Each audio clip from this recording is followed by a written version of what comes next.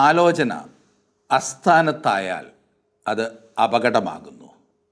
അതുകൊണ്ട് ആലോചന നൽകുന്നവർ എന്ന് നാം ചിന്തിക്കുന്ന ആളുകൾ അവർ ആരാകുന്നു എന്ന് വ്യക്തമായ ധാരണ ഉണ്ടായിരിക്കണം. അല്ല എങ്കിൽ അബദ്ധത്തിൽ ചാടുവാൻ സാധ്യതയുണ്ട്.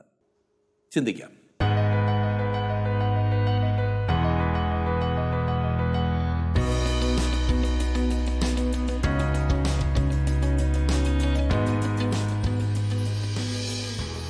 മറ്റുള്ളവർക്ക് ആലോചന നൽകുവാൻ എല്ലാവർക്കും വലിയ സാമർഥ്യമാണ്. ഇപ്പോൾ എന്തെങ്കിലും അസുഖം വന്നെന്നിരിക്കട്ടെ, അപ്പോഴേക്കും എല്ലാവരും അങ്ങ് ഡോക്ടർമാരാകും. ചിലർ ഹോമിയോപ്പതിയാകും, ചിലർ ആയുർവേദമാകും, പിന്നെ എല്ലാവരും അലോപ്പതിക്ക് പേര് കേട്ടവരാണല്ലോ. ഞാൻ നൽകുന്ന ആലോചന എന്തായിത്തീരും എന്ന് പലപ്പോഴും ഈ ഗുണദോഷം പറയുന്നവർ ചിന്തിക്കില്ല.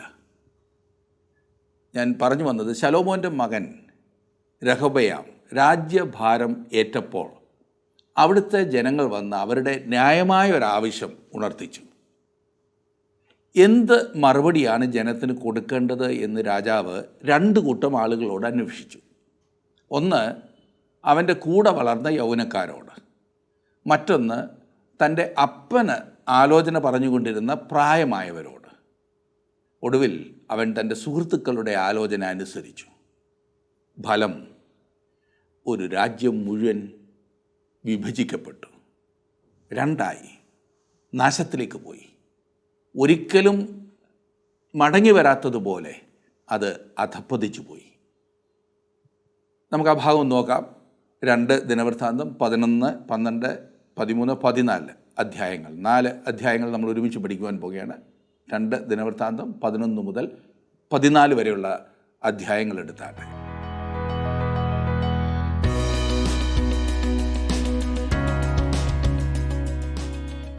അധ്യായത്തിൻ്റെ 1 വാക്യത്തിൽ നാം വായിക്കുന്നു. 2 ദിനവൃത്താന്തം 11:1.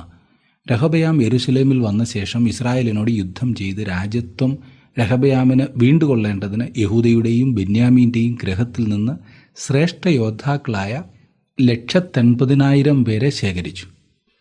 തൻ്റെ സ്വന്തം വിഡ്ഢിത്തരം കൊണ്ട് ആദ്യം രഹബയാമിന് അവൻ്റെ രാജ്യത്തിൻ്റെ പ്രധാന പങ്ക് നഷ്ടമായി. ഇപ്പോൾ ആന്തരികമായൊരു യുദ്ധം നടത്തുവാൻ ശ്രമിക്കുക വഴി അവൻ വേറൊരു വിഡ്ഢിത്തമാകുന്നു കാണിക്കുവാൻ പോകുന്നത്. ഇസ്രായേലിൽ ഒരു ആഭ്യന്തര യുദ്ധത്തിന് അവൻ ആഗ്രഹിക്കുന്നു. 2 മുതലുള്ള വാക്യങ്ങൾ.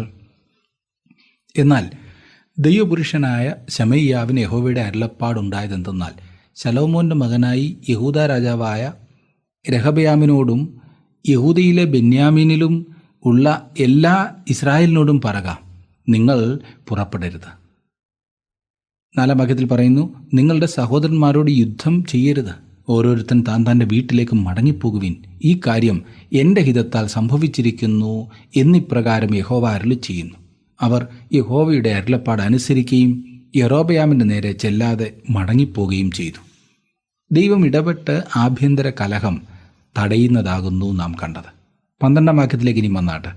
അവൻ ഓരോ പട്ടണത്തിലും വൻപരിചകളും കുന്തങ്ങളും വെച്ചു, അവയെ നല്ലവണ്ണം ഉറപ്പിച്ചു. യഹൂദയും ബെന്യാമീനും അവൻ്റെ പക്ഷത്ത് ഉണ്ടായിരുന്നു. തുടർന്ന് രഹബയാം കോട്ടകൾ പണിതു എന്ന് നാം കാണുന്നു. അത് തൻ്റെ രാജ്യത്തെ വടക്കേ രാജ്യത്തിൽ നിന്നും സംരക്ഷിക്കുന്നതിന് വേണ്ടിയിട്ടായിരുന്നു. ദാവീദിൻ്റെയും ശലോമോൻ്റെയും രാജ്യത്തിൻ്റെ ഭാഗമായിരുന്നത് രഹോബയാമിന് നഷ്ടപ്പെട്ടു എന്ന് മാത്രമല്ല, അവർ ഇപ്പോൾ രഹബയാമിൻ്റെ ശത്രുക്കളായിരിക്കുകയും കൂടിയാണ്. ഇത് അവൻ്റെ തെറ്റായ തീരുമാനം കൊണ്ട് സംഭവിച്ചതാണ്. അവൻ വയോധികന്മാരുടെ ആലോചനയേക്കാൾ ഏറെ തന്നോടുകൂടെ വളർന്ന യൗവനക്കാരുടെ ആലോചനയെ വിലമതിച്ചു എന്നുള്ളതാണ് അവന് പറ്റിയ ഏറ്റവും വലിയ അബദ്ധം. 13 വാക്യത്തിൽ, എല്ലാ ഇസ്രായേലിലുമുള്ള പുരോഹിതന്മാരും ലേവ്യരും സകല ദിക്കുകളിൽ നിന്നും അവൻ്റെ അടുക്കൽ വന്നു ചേർന്നു. അതെ, ലേവ്യർക്ക് ഇസ്രായേലിൽ മൊത്തം ചില പട്ടണങ്ങൾ മാത്രമേ കൊടുത്തുള്ളൂ. അല്ലാതെ മറ്റ് ഗോത്രങ്ങൾക്ക് നൽകിയതുപോലെ ഏതെങ്കിലും ഒരു ഭാഗം അവർക്ക് നൽകിയില്ലായിരുന്നു. ഇത് നാം നേരത്തെ കണ്ടിരുന്നല്ലോ. ഇപ്പോൾ വടക്കേ രാജ്യത്തുണ്ടായിരുന്ന ലേവ്യരെല്ലാം അവരുടെ പട്ടണങ്ങൾ ഉപേക്ഷിച്ച് യഹൂദയിലും യെരുശലേമിലും വന്ന് പാർക്കുവാൻ ആരംഭിച്ചു. 14, 15 വാക്യങ്ങളിൽ നാം കാണുന്നത്, യൊരോബയാമും പുത്രന്മാരും ലേവ്യരെയും യഹോവയുടെ പൗരോഹിത്യത്തിൽ നിന്ന് നീക്കിക്കളഞ്ഞു. താനുണ്ടാക്കിയ പൂജാഗിരികൾക്കും മേഷ വിഗ്രഹങ്ങൾക്കും കാളക്കുട്ടികൾക്കും വേറെ പുരോഹിതന്മാരെ നിയമിച്ചതുകൊണ്ട് ലേവ്യർ തങ്ങളുടെ പുൽപ്പുറങ്ങളും അവകാശങ്ങളും വിട്ടൊഴിഞ്ഞ് യഹൂദയിലേക്കും യെരുശലേമിലേക്കും വന്നു. ഇവിടെ യൊരോബെയാം ചെയ്തതായിട്ടുള്ള അന്യായമാകുന്നു നാം കാണുന്നത്. വടക്കേ രാജ്യത്തുണ്ടായിരുന്ന ലേവ്യരും പുരോഹിതന്മാരും തെക്കേ രാജ്യത്തേക്ക് മാറി. കാരണം അവിടെ ആയിരിക്കുന്നതിനാൽ അവർക്ക് ദേവാലയ ശുശ്രൂഷയിൽ തുടരുവാൻ സാധിക്കുമല്ലോ. തുടർന്ന് യൊരോബെയാം ഭൂതങ്ങളെ ആരാധിക്കുവാൻ ക്രമീകരണം ചെയ്തു. ഇന്നത്തെ സാത്താൻ്റെ ആരാധനക്കാരുടെ ഒരു പഴയ പതിപ്പ്. രാജാക്കന്മാരുടെ പുസ്തകത്തിലെ രേഖ നമുക്ക് കൂടുതൽ വിവരങ്ങൾ നൽകുന്നു. അത് നിങ്ങൾ തന്നെ ഒന്ന് വായിച്ചു നോക്കിയാൽ മനസ്സിലാകും. 1 രാജാക്കന്മാർ 12:27 മുതലുള്ള വാക്യങ്ങൾ. ജനങ്ങൾ സ്വർണ്ണ കാളക്കുട്ടിയെ നമസ്കരിച്ചു. ഈ അന്യദൈവങ്ങളെ ആരാധിക്കുന്ന ആരാധനയുടെ എല്ലാം പിൻപിൽ പ്രവർത്തിച്ചിരുന്നത് സാത്താനാകുന്നു എന്നോർക്കണം. ഇത് സാത്താനെ ആരാധിക്കുകയാണ്, പൈശാചികമായ പ്രവർത്തനം. ഇന്നും അതുതന്നെയാണ് വാസ്തവം എന്ന് മറക്കരുത്. അതിന് എന്തെല്ലാം ഉപാധി വേണമെങ്കിലും താങ്കൾക്ക് നിരത്താവുന്നതാണ്.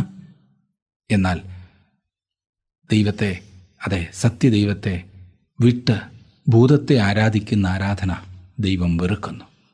16-17 വാക്യങ്ങളിൽ നാം കാണുന്നത്, അവരുടെ പിന്നാലെ ഇസ്രായേലിൻ്റെ സകല ഗോത്രങ്ങളിൽ നിന്നും ഇസ്രായേലിൻ്റെ ദൈവമായ യഹോവയെ അന്വേഷിക്കേണ്ടതിന് മനസ്സുവെച്ചവരും തങ്ങളുടെ പിതാക്കന്മാരുടെ ദൈവമായ യഹോവയ്ക്ക് യാഗം കഴിപ്പാൻ യെരൂശലേമിൽ വന്നു. ഇങ്ങനെ അവർ 3 സംവത്സരം ദാവീദിൻ്റെയും ശലോമോൻ്റെയും വഴിയിൽ നടന്ന് 3 സംവത്സരത്തോളം യഹൂദ രാജ്യത്തിന് ഉറപ്പുവരുത്തുകയും ശലോമോൻ്റെ മകനായ രഹബയാമിനെ ബലപ്പെടുത്തുകയും ചെയ്തു. വടക്കേ രാജ്യത്ത് ജീവനുള്ള സത്യദൈവത്തോട് വിശ്വസ്തത പുലർത്തിയിരുന്ന ഏതാനും പേരുണ്ടായിരുന്നു. അവർ ആരാധനയ്ക്കായി യെരൂശലേമിലേക്ക് വരുമായിരുന്നു. തുടർന്ന് രഹബയാമിൻ്റെ വ്യക്തിപരമായ ജീവിതത്തെക്കുറിച്ച് നമ്മോട് പറഞ്ഞിരിക്കുന്നത് നാം 21 മുതലുള്ള വാക്യങ്ങളിൽ കാണുന്നു. രഹബയാം തൻ്റെ സകല ഭാര്യമാരിലും വെപ്പാട്ടികളിലും വെച്ച് അബ്ശാലോമിൻ്റെ മകളായ മയാഖയെ അധികം സ്നേഹിച്ചു. അവൻ 18 ഭാര്യമാരെയും 60 വെപ്പാട്ടികളെയും പരിഗ്രഹിച്ചിരുന്നു. 28 പുത്രന്മാരെയും 60 പുത്രിമാരെയും ജനിപ്പിച്ചു. രഹബയാം മയാഖയുടെ മകനായ അബീയാവെ രാജാവാക്കുവാൻ ഭാവിച്ചതുകൊണ്ട് അവനെ അവൻ്റെ സഹോദരന്മാരിൽ തലവനും പ്രധാനിയുമായി നിയമിച്ചു. അവൻ ബുദ്ധിയോടെ പ്രവർത്തിച്ചു.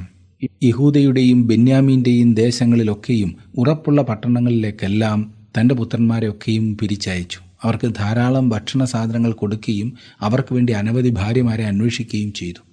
അവൻ്റെ അനേകം ഭാര്യമാരുടെ വിവരം ബൈബിളിൽ കാണുന്നതിൽ ദൈവം ബഹുഭാര്യത്വം അംഗീകരിച്ചു എന്ന് അനേകരും ചിന്തിക്കുന്നുണ്ട്. ഒരിക്കലുമില്ല, ഒരിക്കലും അങ്ങനെയല്ല. താൻ അത് അംഗീകരിക്കുന്നില്ല എന്ന് നാം അറിയുവാനായിട്ടാണ് ദൈവം ഇത് രേഖപ്പെടുത്തിയിരിക്കുന്നതെന്ന് മറക്കരുത്. അതെ, ഈ രഹബയാം തൻ്റെ പിതാവായ ശലോമോൻ്റെ ഉപദേശകരെ ശ്രദ്ധിക്കാതെ തന്നോടുകൂടെ വളർന്ന യൗവനക്കാരുടെ ആലോചന ശ്രദ്ധിക്കുക വഴി തെറ്റ് ചെയ്തു. വലിയ തെറ്റ്. ഇനി നമുക്ക് 12-ാം അധ്യായത്തിലേക്ക് വരുമ്പോൾ കാണുവാനായിട്ട് സാധിക്കുന്നത് അവൻ കൂടുതൽ തെറ്റുകൾ ചെയ്യുന്നതാണ്. 12-ാം അധ്യായത്തിന് 1-ാം വാക്യത്തിൽ, എന്നാൽ രഹബയാമിൻ്റെ രാജ്യത്ത് ഉറച്ചു. അവൻ ബലം പ്രാപിച്ച ശേഷം അവനും അവനോടുകൂടെ എല്ലാ ഇസ്രായേലും യഹോവയുടെ ന്യായപ്രമാണം ഉപേക്ഷിച്ചു. ദൈവം രഹബയാമിൻ്റെ പെരുമാറ്റത്തെ അംഗീകരിച്ചില്ല. പലപ്പോഴും ആളുകൾ പഴയ നിയമത്തിലെ ഇതുപോലെയുള്ള മനുഷ്യർ ചെയ്തതായ ഓരോ കാര്യങ്ങളെക്കുറിച്ച് വായിച്ചിട്ട് പറയും, അവർ ചെയ്തത് എന്ത് തെറ്റാണെന്ന് ശ്രദ്ധിച്ചേ, എന്നിട്ടും അവർ അതുകൊണ്ട് രക്ഷപ്പെട്ടല്ലോ എന്ന്. അബ്രഹാമിനെക്കുറിച്ച് ഇത് സാധാരണ പറഞ്ഞു കേൾക്കാറുണ്ട്. അവൻ ഹാഗാറിനെ സ്വീകരിക്കുകയും അവളിലൂടെ ഇസ്മായിൽ ജനിക്കുകയും ചെയ്ത സംഭവം വെച്ച്. പ്രിയ സുഹൃത്തെ, അവൻ ആ തെറ്റ് ചെയ്തിട്ട് ശിക്ഷ വാങ്ങാതെ രക്ഷപ്പെട്ടില്ല എന്ന് ഞാൻ നിങ്ങളെ ഓർപ്പിക്കട്ടെ. ഇന്ന് ആ ദേശങ്ങളിലെ പ്രശ്നം നിങ്ങൾക്കറിയാമല്ലോ. ഒരു ചരിത്രരേഖയായി ദൈവം തൻ്റെ വചനത്തിൽ അത് ഉൾപ്പെടുത്തി എന്ന് മാത്രം. അതിനുശേഷം അതിൻ്റെ ഫലം കാണുവാൻ ദൈവം നമ്മെ അനുവദിച്ചല്ലോ. അതൊരിക്കലും ഒരു അനുഗ്രഹമായിരുന്നില്ല എന്ന് തീർച്ചയാണ്. വാസ്തവത്തിൽ നൂറ്റാണ്ടുകളായി അത് ജഡത്തിലെ ഒരു ശൂലമായി അവശേഷിക്കുന്നു. ഇവിടെ ദൈവം യൊരോബെയാമിൻ്റെ വഷളത്വം രേഖപ്പെടുത്തുന്നു. രഹബയാമും ഇസ്രായേലും യഹോവയുടെ കൽപ്പനകളെ ഉപേക്ഷിച്ചതും ദൈവം തൻ്റെ വചനത്തിൽ രേഖപ്പെടുത്തുന്നു. എന്നാൽ ഇതിനെ ദൈവം കുറ്റപ്പെടുത്തുന്നു എന്നോർക്കണം. അവയെ ചരിത്രമായി രേഖപ്പെടുത്തുന്നു എന്ന് മാത്രം. രേഖപ്പെടുത്തിയതിനാൽ ദൈവം അംഗീകരിച്ചു എന്നർത്ഥമില്ല. ബൈബിളിൽ രേഖപ്പെടുത്തിയിട്ടുള്ളത് കൊണ്ട് അത് ദൈവം അംഗീകരിച്ചതാകുന്നു എന്ന അർത്ഥത്തിലല്ല എന്ന് പ്രത്യേകം ഞാൻ നിങ്ങളെ ഓർപ്പിക്കട്ടെ. തുടർന്ന് രഹബയാമിൻ്റെ മേൽ ദൈവത്തിൻ്റെ ന്യായവിധി വരുന്നത് നാം കാണുന്നു. ആദ്യമായി തെക്കേ രാജ്യം ഒരു വലിയ രാഷ്ട്രത്തിൻ്റെ ആക്രമണത്തിനായി തുറന്നു കൊടുക്കുന്നു. ഓർക്കണം, രഹബയാം ദൈവവചനം തള്ളിക്കളഞ്ഞു. അവൻ തൻ്റെ ജനത്തെ വിശ്വാസത്യാഗത്തിലേക്ക് നയിച്ചു. അവനത് ചെയ്തപ്പോൾ ഇതിനു മുൻപ് ഒരിക്കലും ചെയ്തിട്ടില്ലാത്തൊരു കാര്യം ദൈവം ചെയ്തു. ഇതിനു മുൻപ് ദൈവം തൻ്റെ ജനത്തിന് ചുറ്റും ഒരു മതിലായിരുന്നു. ആ കാലത്തെ വലിയ രാഷ്ട്രങ്ങളൊന്നും തന്നെ ആ ദേശം ആക്രമിക്കുവാൻ അവൻ അനുവദിച്ചിരുന്നില്ല. 12-ാം അധ്യായത്തിൻ്റെ 2-3 വാക്യങ്ങളിൽ നാം കാണുന്നത്, അവർ യഹോവയോട് ദ്രോഹം ചെയ്യുകൊണ്ട് രെഹബയാം രാജാവിൻ്റെ 5-ാം ആണ്ടിൽ മിസ്രൈം രാജാവായ ശീശക് 1200 രഥങ്ങളോടും 60,000 കുതിരച്ചേവകരോടും കൂടെ യെരൂശലേമിൻ്റെ നേരെ വന്നു. അവനോടുകൂടെ മിസ്രൈമിൽ നിന്ന് വന്നിരുന്ന ലുബ്യർ, സൂഖ്യർ, കൂശ്യർ എന്നിങ്ങനെയുള്ള പടജനം അസംഖ്യമായിരുന്നു. ആദ്യം മിസ്രൈം രാജാവായിരുന്ന ശീശക് വന്ന് വലിയ കൊള്ള കൊണ്ടുപോയി. ആ രാജ്യത്തെ സ്വർണവും മറ്റ് ധനവും അവൻ കടത്തിക്കൊണ്ടുപോയി. 9 മുതലുള്ള വാക്യങ്ങളിൽ നാം കാണുന്നത്, ഇങ്ങനെ മിസ്രൈം രാജാവായ ശീശക് യെരൂശലേമിൻ്റെ നേരെ വന്ന് യഹോവയുടെ ആലയത്തിലെ ഭണ്ഡാരവും രാജധാനിയിലെ ഭണ്ഡാരവും അപഹരിച്ച് ആ സകലം എടുത്തുകൊണ്ടുപോയി. ശലോമോൻ ഉണ്ടാക്കിയ പൊൻപരിചകളും അവൻ എടുത്തുകൊണ്ടുപോയി. അവയ്ക്ക് പകരം രെഹബയാം രാജാവ് താമ്രം കൊണ്ട് പരിചകൾ ഉണ്ടാക്കി രാജധാനിയുടെ വാതിൽ കാക്കുന്ന അകമ്പടി നായകന്മാരുടെ കയ്യിൽ ഏൽപ്പിച്ചു. 11-ാം വാക്യത്തിൽ, രാജാവ് യഹോവയുടെ ആലയത്തിലേക്ക് ചെല്ലുമ്പോൾ അകമ്പടികൾ അവയെ കൊണ്ടുവന്ന് പിടിക്കുകയും പിന്നെ അകമ്പടികളുടെ അറയിൽ കൊണ്ടുപോയി വെക്കുകയും ചെയ്യും. ദാവീദ് കൊണ്ടുവന്നതും ശലോമോൻ ദേവാലയത്തിൽ സ്ഥാപിച്ചതുമായ പൊന്നുകൊണ്ടുള്ള വൻ പരിചകളാണിവ. അവ എല്ലാം കൊള്ളയായി പോയതിനു ശേഷം രെഹബയാം ഏതോ വില കുറഞ്ഞ ലോഹം കൊണ്ട് പരിച ഉണ്ടാക്കിച്ച് ദേവാലയത്തിൽ സ്ഥാപിച്ചു.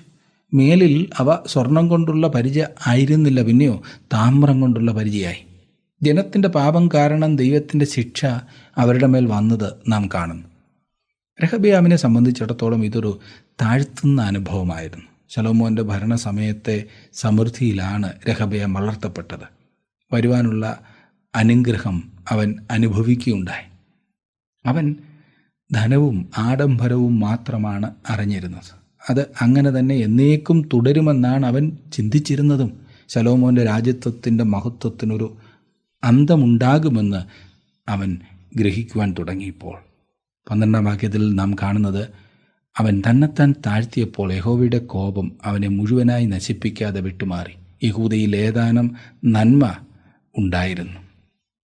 ഇവിടെ ദൈവം തൻ്റെ വചനത്തിൽ വീണ്ടും വീണ്ടും പറയുന്ന ഒരു യാഥാർത്ഥ്യമാകുന്നു ഇത്. താഴ്ത്തുന്നവർ, അനുതപിക്കുന്നവർ അനുഭവിക്കുവാൻ പോകുന്ന നന്മ. ദൈവത്തിൻ്റെ ആശ്ചര്യകരമായ കരുണയത്ര ഇത് കാണിക്കുന്നത്.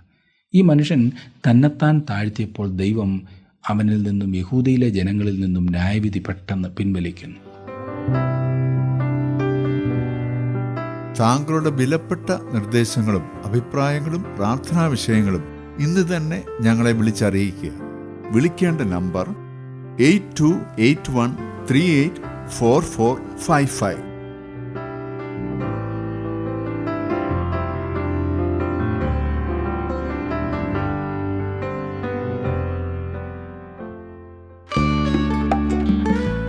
ഇന്നത്തെ പ്രോഗ്രാം താങ്കൾക്ക് ഇഷ്ടപ്പെട്ടുവോ?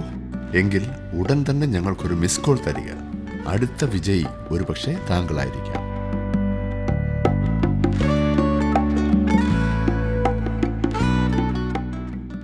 13-ാം വാക്യത്തിലേക്ക് വരുമ്പോൾ കാണുന്നത്, ഇങ്ങനെ രെഹബയാം രാജാവ് യെരൂശലേമിൽ തന്നെത്താൻ ബലപ്പെടുത്തി വാഴ്ച തുടങ്ങിയപ്പോൾ രെഹബയാമിന് 41 വയസ്സായിരുന്നു. യഹോവ തൻ്റെ നാമം സ്ഥാപിക്കേണ്ടതിന് ഇസ്രായേലിൻ്റെ സകല ഗോത്രങ്ങളിൽ നിന്നും തിരഞ്ഞെടുത്ത നഗരമായ യെരൂശലേമിൽ അവൻ 17 സംവത്സരം വാണു. അവൻ്റെ അമ്മയ്ക്ക് നയമ എന്നു പേർ. അവൾ അമോന്യ സ്ത്രീ ആയിരുന്നു. രെഹബയാമിൻ്റെ അമ്മ ആരായിരുന്നു എന്ന കാര്യം രസമായിരിക്കുന്നു. ദാവീദ് അമോന്യരുമായി വളരെ സൗഹാർദ്ദത്തിലായിരുന്നു എന്ന കാര്യം നിങ്ങൾ ഓർക്കുന്നുണ്ടല്ലോ. അവർ അവരുമായി യുദ്ധം ചെയ്തു എന്നത് ശരി തന്നെ. ഇപ്പോൾ നാം ഇവിടെ കാണുന്നത് ദാവീദിൻ്റെ പൗത്രൻ രെഹബയാം ഒരു അമോന്യ സ്ത്രീയുടെ മകനാകുന്നു എന്നത്രേ. ഈ മനുഷ്യൻ്റെ സ്വഭാവത്തിൽ ഇവൾക്കൊരു സ്വാധീനം ഉണ്ടായിരുന്നു എന്ന കാര്യത്തിൽ സംശയമില്ല. അങ്ങനെയാണല്ലോ. രാജാക്കന്മാരുടെ പുസ്തകം പഠിച്ചപ്പോൾ നാം ശ്രദ്ധിച്ചതാണല്ലോ, ദൈവം എപ്പോഴും ഒരു രാജാവിനെക്കുറിച്ച് പറയുമ്പോൾ അവൻ്റെ അമ്മയെക്കുറിച്ചും കൂടി സൂചിപ്പിക്കുന്നു. എന്തുകൊണ്ട്? കാരണമുണ്ട്. അവളുടെ മകൻ ചെയ്യുന്ന കാര്യങ്ങളുടെ ഭാഗികമായ ഉത്തരവാദിത്വം അവൾക്കുണ്ട് എന്നതത്രേ. അവൻ നല്ലവനായിരുന്നാൽ ആ മതിപ്പ് അവൾക്കും കൂടി ഉള്ളതാണ്. അതല്ല, രാജാവ് ദുഷ്ടനും ദൈവവഴികളിൽ നിന്ന് വ്യതിചലിച്ചോടുന്നവനും ആകുന്നെങ്കിൽ അതിൻ്റെ ഉത്തരവാദിത്വവും അമ്മയ്ക്കുണ്ട്. യഹോവയെ അന്വേഷിക്കേണ്ടതിന് മനസ്സു വെക്കാഞ്ഞതിനാൽ അവൻ ദോഷം ചെയ്തു. രഹബയാമിൻ്റെ വൃത്താന്തങ്ങൾ ആദ്യാവസാനം ശമയ്യ പ്രവാചകൻ്റെയും ഇദ്ദോ ദർശകൻ്റെയും വൃത്താന്തങ്ങളിൽ വംശാവലിയായി എഴുതിയിരിക്കുന്നുവല്ലോ. രഹബയാമിനും യൊരോബയാമിനും തമ്മിൽ എല്ലാ കാലത്തും യുദ്ധമുണ്ടായിരുന്നു. രഹബയാം തൻ്റെ പിതാക്കന്മാരെ പോലെ നിദ്ര പ്രാപിച്ചു. ദാവീദിൻ്റെ നഗരത്തിൽ അവനെ അടക്കം ചെയ്തു. അവൻ്റെ മകനായ അബിയാവ് അവന് പകരം രാജാവായി. രഹബയാമിൻ്റെ മരണത്തിന് ശേഷം അവൻ്റെ മകൻ അബിയാവ് സിംഹാസനസ്ഥനായി. അബിയാവിനെ ഒരു നല്ല രാജാവായി കണക്കാക്കുന്നില്ലെങ്കിലും 1 രാജാക്കന്മാർ 15:3 രേഖപ്പെടുത്തിയിരിക്കുന്ന പ്രകാരം തൻ്റെ അപ്പൻ മുൻപേ ചെയ്തിരുന്ന സകല പാപങ്ങളിലും അവൻ നടന്നു. അവൻ്റെ ഹൃദയം അവൻ്റെ പിതാവായ ദാവീദിൻ്റെ ഹൃദയം പോലെ അവൻ്റെ ദൈവമായ യഹോവയിങ്കൽ ഏകാഗ്രമായിരുന്നില്ല. എങ്കിലും ഇവിടെ ദിനവൃത്താന്ത പുസ്തകത്തിൽ അവൻ ദൈവത്തെ മാനിച്ച ഒരു സംഭവം നാം വായിക്കുന്നു. 13-ാം അധ്യായത്തിൻ്റെ 3 മുതൽ 6 വരെയുള്ള വാക്യങ്ങളിൽ അബിയാവ് 4 ലക്ഷം ശ്രേഷ്ഠ യുദ്ധവീരന്മാരായുള്ളൊരു സൈന്യത്തെ അണിനിരത്തി. യൊരോബയാം അവൻ്റെ നേരെ 8 ലക്ഷം ശ്രേഷ്ഠ യുദ്ധവീരന്മാരെ അണിനിരത്തി. എന്നാൽ അബിയാവ് എഫ്രീം മലനാട്ടിലെ സമാരയീം മലമുകളിൽ നിന്നും കൊണ്ട് പറഞ്ഞത്, യൊരോബയാമും എല്ലാ ഇസ്രായേലും ആയുള്ളവരെ എൻ്റെ വാക്ക് കേൾപ്പീൻ. ഇസ്രായേലിൻ്റെ ദൈവമായ യഹോവ ഇസ്രായേലിലെ രാജ്യത്വം ഒരു ലവണ നിയമത്താൽ ദാവീദിന് അവനും അവൻ്റെ പുത്രന്മാർക്കും തന്നെ സദാകാലത്തേക്കും നൽകിയിരിക്കുന്നു എന്ന് നിങ്ങൾ അറിയേണ്ടതല്ലയോ? എന്നാൽ ദാവീദിൻ്റെ മകനായ ശലോമോൻ്റെ ദാസനും നെബാത്തിൻ്റെ മകനുമായി യൊരോബയാം എഴുന്നേറ്റ് തൻ്റെ യജമാനനോട് മത്സരിച്ചു. നാം നേരത്തെ കണ്ടതുപോലെ ഈ പറഞ്ഞതിനൊരു കാരണമുണ്ട്, തക്കതായ കാരണം. അതെ, രഹബയാമിൻ്റെ വിഡ്ഢിത്തരം. 7-ാം വാക്യത്തിലേക്ക് നാം വരുമ്പോൾ 13-ാം അധ്യായത്തിൻ്റെ 7-ാം വാക്യത്തിൽ നീചന്മാരായ നിസ്സാരന്മാർ അവൻ്റെ അടുക്കൽ വന്നുകൂടി ശലോമോൻ്റെ മകനായ രഹബയാമിനോട് ധാർഷ്ട്യം കാണിച്ചു. രഹബയാമോ യൗവനക്കാരനും മനോബലമില്ലാത്തവനുമായിരുന്നതിനാൽ അവരോട് എതിർത്ത് നിൽപ്പാൻ അവന് കഴിഞ്ഞില്ല. അവൻ ചെറുപ്പവും ലോലഹൃദയനും മാത്രമായിരുന്നില്ല, അവൻ വെറും ഭോഷനായിപ്പോയി. 10 ഗോത്രങ്ങളെ ഒരുമിച്ച് കൊണ്ടുവരുവാനുള്ള അബിയാവിൻ്റെ വിളി ഇതായിരുന്നു. എന്നാൽ ഇപ്പോൾ ഇനിയും യാതൊരു വിശേഷവുമില്ല. കാരണം യൊരോബയാം തന്നെത്താൻ രാജാവാക്കി കഴിഞ്ഞു. ഏതെങ്കിലും വിധത്തിലുള്ള ഒരു സന്ധിക്ക് വഴങ്ങി മടങ്ങി വരുവാൻ അവൻ തയ്യാറുമല്ല. 13-14 വാക്യങ്ങൾ നോക്കിക്കേ. എന്നാൽ യൊരോബയാം അവരുടെ പുറകിൽ വളഞ്ഞു ചെല്ലുവാൻ പതിയിരിപ്പുകാരെ അയച്ചു. അങ്ങനെ അവർ യഹൂദ്യരുടെ മുമ്പിലും പതിയിരിപ്പുകാർ പുറകിലും ആയി. യഹൂദ്യർ തിരിഞ്ഞു നോക്കിയപ്പോൾ പട മുമ്പിലും പുറകിലും കണ്ടു. യഹോവയോട് നിലവിളിച്ചു. പുരോഹിതന്മാർ കാഹളമൂതി, യഹൂദാ പുരുഷന്മാർ ആർത്തു വിളിച്ചു. അവർ ദൈവത്തോട് സഹായത്തിനായി നിലവിളിച്ചു. ദൈവത്തിൻ്റെ കൃപയോട് കൂടിയ പ്രതികരണം ഒന്ന് ശ്രദ്ധിച്ചേ. 15 മുതൽ യഹൂദാ പുരുഷന്മാർ ആർത്തു വിളിച്ചപ്പോൾ ദൈവം യൊരോബയാമിനെയും എല്ലാ ഇസ്രായേലിനെയും അബിയാവിനോടും യഹൂദ്യരോടും തോൽക്കുമാറാക്കി. ഇസ്രായേല്യർ യഹൂദ്യരുടെ മുമ്പിൽ നിന്നോടി. ദൈവം അവരെ അവരുടെ കയ്യിൽ ഏൽപ്പിച്ചു. അബിയാവും അവൻ്റെ ജനവും അവരെ കഠിനമായി തോൽപ്പിച്ചു. ഇസ്രായേലിൽ 5 ലക്ഷം ശ്രേഷ്ഠ യോദ്ധാക്കൾ ഹതന്മാരായി വീണു. ഇത് തികച്ചും ഉന്നതമായൊരു വിജയം തന്നെയാണ് അല്ലേ? 18 മുതലുള്ള വാക്യങ്ങളിൽ ഇങ്ങനെ ഇസ്രായേല്യർക്ക് ആ കാലത്ത് താഴ്ച വന്നു. യഹൂദ്യരോ തങ്ങളുടെ പിതാക്കന്മാരുടെ ദൈവമായ യഹോവയിൽ ആശ്രയിച്ചതുകൊണ്ട് ജയം പ്രാപിച്ചു. അബിയാവ് യൊരോബയാമിനെ പിന്തുടർന്നു എന്ന് അവൻ്റെ പട്ടണങ്ങളെ പിടിച്ചു. ബഥേലും അതിനോട് ചേർന്ന ഗ്രാമങ്ങളും, യെശാനയും അതിനോട് ചേർന്ന ഗ്രാമങ്ങളും, എഫ്രോനും അതിനോട് ചേർന്ന ഗ്രാമങ്ങളും തന്നെ. ഇവിടെ രാജ്യത്തെ വിഭജിച്ചതിന് ദൈവം യൊരോബയാമിന് നൽകിയ ശിക്ഷയത്രേ ഇത്. 21ഉം 22ഉം വാക്യങ്ങളിലേക്ക് വരുമ്പോൾ നമുക്ക് കാണുവാനായിട്ട് സാധിക്കുന്നത്, എന്നാൽ അബിയാവ് ബലവാനായി തീർന്നു. അവൻ 14 ഭാര്യമാരെ വിവാഹം കഴിച്ചു. 22 പുത്രന്മാരെയും 16 പുത്രിമാരെയും ജനിപ്പിച്ചു. അബിയാവിൻ്റെ മറ്റുള്ള വൃത്താന്തങ്ങളും അവൻ്റെ നടപ്പും വാക്കുകളും ഇദ്ദോ പ്രവാചകൻ്റെ ചരിത്ര പുസ്തകത്തിൽ എഴുതിയിരിക്കുന്നു. അബിയാവിനെ ഒരു വലിയ ഭരണാധികാരിയായിട്ടൊന്നും പറയുവാൻ സാധ്യമല്ല. എന്നാൽ അവന് ശേഷം വന്ന അവൻ്റെ മകൻ യഹൂദയിലെ ആദ്യത്തെ ഉണർവിനെ നയിക്കുന്നതായി നാം കാണുവാൻ പോകുകയാണ്. ആസയുടെ ഭരണകാലത്ത് നാം തെക്കേ രാജ്യത്തെ ആദ്യത്തെ ഉണർവ് കാണുന്നു. ഈ പുസ്തകത്തിൽ ദൈവം നമുക്ക് ഉണർവിൻ്റെ ഒരു പാഠമാണ് തന്നിരിക്കുന്നത് എന്നത്രേ ഞാൻ വിശ്വസിക്കുന്നു. ഉണർവിലേക്കുള്ള പാത ദുർഘടം നിറഞ്ഞതാണ്. വളരെയേറെ പ്രതിസന്ധികളെ തരണം ചെയ്യേണ്ടതായിട്ടുണ്ട്. എന്നിരുന്നാലും ഈ പറഞ്ഞ പാതയിൽ ഉടനീളം ശരിയായ ദിശ കാണിക്കുന്ന ബോർഡുകളും വ്യക്തമായ പടവും ഉള്ളതാണ്. ഒരു യാത്രക്കാരന് കടക്കേണ്ട ഏതാനും പാലങ്ങളുമുണ്ട്. തെക്കേ രാജ്യത്തെ ഉണർവ് കൊണ്ടുവരുവാൻ ദൈവം ഉപയോഗിച്ച 5 രാജാക്കന്മാരിൽ ഒരാൾ അത്ര ആസ. വടക്കേ രാജ്യത്തിൽ ഒരിക്കൽ പോലും ഒരു ഉണർവ് ഉണ്ടായിട്ടില്ല എന്ന വസ്തുത നാം മറന്നു പോകരുത്. അവിടെ ഭരിച്ച 19 രാജാക്കന്മാരിൽ ആരും തന്നെ നല്ലവരായിരുന്നു എന്ന് പറഞ്ഞിട്ടില്ല. ആ കൂട്ടത്തിൽ കൊള്ളാകുന്നത് എന്ന് പറയാവുന്ന ഒരെണ്ണം പോലും ഉണ്ടായിരുന്നില്ല. യഹൂദയിലെ 20 രാജാക്കന്മാരിൽ 10 പേർ നല്ലവരായിരുന്നു എന്ന് പറയാവുന്നതാണ്. അവരിൽ 5 പേർ എല്ലാം കൊണ്ടും എടുത്തു പറയേണ്ടവരാണ്. അവരുടെ പേര് ഞാൻ നേരത്തെ പറഞ്ഞല്ലോ: ആസ, യഹോശാഫാത്ത്, യോവാസ്, ഹിസ്കിയാവ്, യോശിയാവ്. അവരുടെ ഭരണസമയത്ത് ഒരു നവീകരണത്തിൻ്റെ സമയമുണ്ടായിരുന്നു. അതൊക്കെ ഉണർവായി പരിണമിച്ചു. ഈ രാജാക്കന്മാരിലെല്ലാം കാണുന്ന ഏതാനും സാമ്യങ്ങളുണ്ട്. അതേസമയം തമ്മിൽ വളരെ വ്യത്യാസങ്ങളും കാണാവുന്നതാണ്. 14-ാം അധ്യായത്തിൻ്റെ 1-ാം വാക്യം നാം വായിക്കുമ്പോൾ അവിടെ നമുക്ക് കാണാൻ സാധിക്കുന്നത്, അബിയാവ് തൻ്റെ പിതാക്കന്മാരെ പോലെ നിദ്ര പ്രാപിച്ചു. ദാവീദിൻ്റെ നഗരത്തിൽ അവനെ അടക്കം ചെയ്തു. അവൻ്റെ മകനായ ആസ അവന് പകരം രാജാവായി. അവൻ്റെ കാലത്ത് ദേശത്തിന് 10 സംവത്സരം സ്വസ്ഥതയുണ്ടായി. ആസ തൻ്റെ ദൈവമായ യഹോവയ്ക്ക് പ്രസാദവും ഹിതവുമായുള്ളത് ചെയ്തു. തെക്കേ രാജ്യത്ത് ഭരിച്ചിരുന്ന രാജാക്കന്മാരിൽ അവരുടെ കാലത്ത് ആദ്യമായി ഉണർവുണ്ടായത് ആസയുടെ കാലത്താണെന്ന് ഞാൻ പറഞ്ഞല്ലോ. ശലോമോൻ അവൻ്റെ വല്യപ്പൻ്റെ അപ്പനായിരുന്നു. ആസയുടെ വല്യപ്പൻ്റെ അപ്പൻ. 4-ാം വാക്യം വരെ നോക്കിക്കേ. അവൻ അന്യദേവന്മാരുടെ ബലിപീഠങ്ങളും പൂജാഗിരികളും നീക്കിക്കളഞ്ഞു. സ്തംഭവിഗ്രഹങ്ങൾ ഉടച്ച് അശേര പ്രതിഷ്ഠകളെ വെട്ടിക്കളഞ്ഞു. യഹൂദയോട് അവരുടെ പിതാക്കന്മാരുടെ ദൈവമായ യഹോവയെ അന്വേഷിപ്പാനും ന്യായപ്രമാണവും കൽപ്പനയും ആചരിച്ച് നടപ്പാനും കൽപ്പിച്ചു.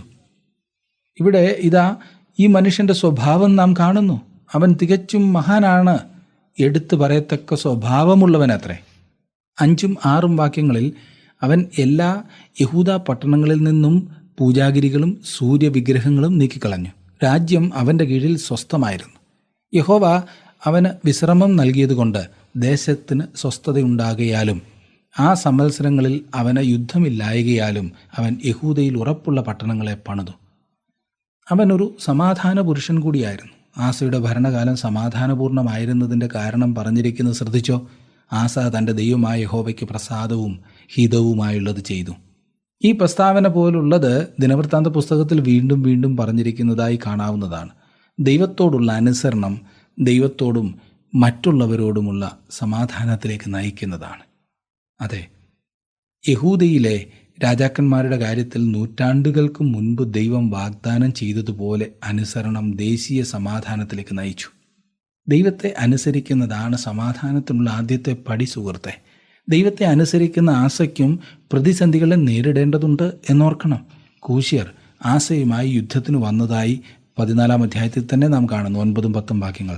അനന്തരം കൂശ്യനായ സേരഹ് 10 ലക്ഷം ആളും 300 രഥവുമുള്ള സൈന്യത്തോടുകൂടെ അവരുടെ നേരെ പുറപ്പെട്ട് മരേശ വരെ വന്നു.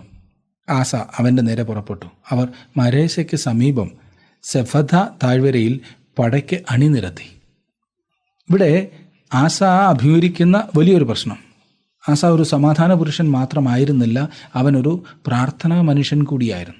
ആസയുടെ രഹസ്യ ജീവിതത്തിൻ്റെ ഒരു ചെറിയ ഭാഗം നമ്മോട് പറഞ്ഞിരിക്കുന്നു. അത് വളരെയധികം ചിന്തിപ്പിക്കുന്നതാണ്. 11ഉം 12ഉം വാക്യങ്ങൾ. ആസ തൻ്റെ ദൈവമായ യഹോവയെ വിളിച്ചപേക്ഷിച്ചു. യഹോവേ, ബലവാനും ബലഹീനനും തമ്മിൽ കാര്യമുണ്ടായാൽ സഹായിപ്പാൻ നീ അല്ലാതെ മറ്റാരുമില്ല. ഞങ്ങളുടെ ദൈവമായ യഹോവേ, ഞങ്ങളെ സഹായിക്കണമേ. നിന്നിൽ ഞങ്ങൾ ആശ്രയിക്കുന്നു. നിന്റെ നാമത്തിൽ ഞങ്ങൾ ഈ പുരുഷാരത്തിന് നേരെ പുറപ്പെട്ടു വന്നിരിക്കുന്നു. യഹോവേ, നീ ഞങ്ങളുടെ ദൈവം, മർത്യൻ നിന്റെ നേരെ പ്രബലനാകരുതേ എന്ന് പറഞ്ഞു. അപ്പോൾ യഹോവ ആസയുടെ യഹൂദ്യരുടെയും മുൻപിൽ കൂശ്യരെ തോൽക്കുമാറാക്കി. കൂശ്യർ ഓടിപ്പോയി. ഇതത്രേ യഥാർത്ഥ പ്രാർത്ഥന. ഇത് കാടയിലും പടപ്പയിലും തല്ലി സമയം കളയുകയല്ല. പിന്നെയോ നേരെ വിഷയത്തിലേക്കുള്ള ഒരു പോക്ക്. അവൻ്റെ ഉള്ളിലിരിക്കുന്നത് അവൻ അതുപോലെ തുറന്നു പറയും. ആസ ഒരു വലിയ പ്രാർത്ഥനാ മനുഷ്യനായിരുന്നു. ആ സമയത്ത് രാജ്യത്തുണർവുണ്ടായതിന് കാരണം ആസ ഈ പറഞ്ഞതുപോലെയുള്ള ഒരു മനുഷ്യനായിരുന്നതിനാൽ അത്രേ. അതെ, ആത്മീക ഉണർവിൻ്റെ 2 അതിപ്രധാന പടികൾ നാം ഇവിടെ കണ്ടു കഴിഞ്ഞു. ഒന്നാമതായി ദൈവത്തോടുള്ള അനുസരണഭാവം. 2 പ്രാർത്ഥന. ദൈവത്തിന് പ്രസാദമുള്ളതും അവൻ്റെ ഹിതവും പ്രവർത്തിക്കുക. അങ്ങനെ ദൈവിക സമാധാനത്തിലുള്ള ഒരു ജീവിതം പ്രാർത്ഥന പിന്നെ ഉണർവിനുള്ള ഏറ്റവും വലിയൊരു ഘടകമാകുന്നു പ്രാർത്ഥന. ദൈവം നമ്മോട് സംസാരിക്കുവാൻ അവിടുത്തെ സന്നിധിയിൽ, അവിടുത്തെ വചനത്തിൽ നാം സമയം ചെലവഴിക്കുക. പ്രാർത്ഥനയിലൂടെ ദൈവം നമ്മെ നാം ആയിരിക്കുന്നത് പോലെയും നാം ആകേണ്ട വിധവും കാണിക്കട്ടെ. അതെ, നമുക്കിന്ന് ആവശ്യമായിരിക്കുന്നതൊരു ആത്മീയ ഉണർവാണ്. അതിനാവശ്യമായിരിക്കുന്നത് എന്തെന്ന് നാം കണ്ടല്ലോ. ദൈവം ആസയ്ക്ക് ഒരു വലിയ വിജയം നൽകി. അവൻ ബലഹീനനാകുന്നു എന്ന് മനസ്സിലാക്കി ദൈവത്തോട് ഏറ്റു പറഞ്ഞു. 14 വാക്യത്തിൽ കാണുന്നത്, അവർ ഗെരാറിന് ചുറ്റുമുള്ള പട്ടണങ്ങളെ എല്ലാം നശിപ്പിച്ചു. യഹോവയിങ്കൽ നിന്നൊരു ഭീതി അവരുടെ മേൽ വീണിരുന്നു. അവർ എല്ലാ പട്ടണങ്ങളെയും കൊള്ളയിട്ടു. അവയിൽ കൊള്ള വളരെ ഉണ്ടായിരുന്നു. 15 വാക്യത്തിൽ, അവർ നാൽക്കാലികളുടെ കൂടാരങ്ങളെയും ആക്രമിച്ച് അനവധി ആടുകളെയും ഒട്ടകങ്ങളെയും അപഹരിച്ചു. യെരൂശലേമിലേക്ക് മടങ്ങിപ്പോന്നു. നോക്കണേ, ഉണർവ് പ്രാർത്ഥനയിലൂടെ, അനുസരണത്തിലൂടെ. ഇന്നും ഇതാണ് മാർഗം. നൂറ്റാണ്ടുകൾക്ക് ശേഷം, സഹസ്രാബ്ദങ്ങൾക്ക് ശേഷം ഇന്നുമുള്ള മാർഗം ഇതുതന്നെയാണ്. ഉണർവിന് വേണ്ടി ദൈവം വച്ചിരിക്കുന്നത് അനുസരിക്കുന്ന ഒരു ജീവിതം, പ്രാർത്ഥനാ ജീവിതം. ഉണർവ് പ്രാർത്ഥനയിലൂടെയും ദൈവത്തെ അനുസരിക്കുന്നതിലൂടെയും ആകുന്നു ഉണ്ടാകുന്നത്. അതിന് കുറുക്കുവഴികളൊന്നുമില്ല. ആത്മീയ ഉണർവാണ് ഒരു വ്യക്തിയെ, ഒരു കുടുംബത്തെ, ഒരു സഭയെ, ഒരു സമൂഹത്തെ പിടിച്ചു നിർത്തുന്നത്. നാം ഇന്ന് പഠിച്ച ഭാഗത്ത് എങ്ങനെ ഒരു ഉണർവുണ്ടാകാം എന്നതിനെക്കുറിച്ച് നാം ചിന്തിക്കുകയുണ്ടായി. ആ ഭാഗം ശ്രദ്ധിച്ച് വീണ്ടും വായിച്ചാട്ടെ. ഇന്നത്തെ ഈ പഠനം ശ്രദ്ധിക്കുവാൻ നിങ്ങൾ കാണിച്ച താല്പര്യത്തിന് നന്ദി. ദൈവം നിങ്ങളെ അനുഗ്രഹിക്കട്ടെ.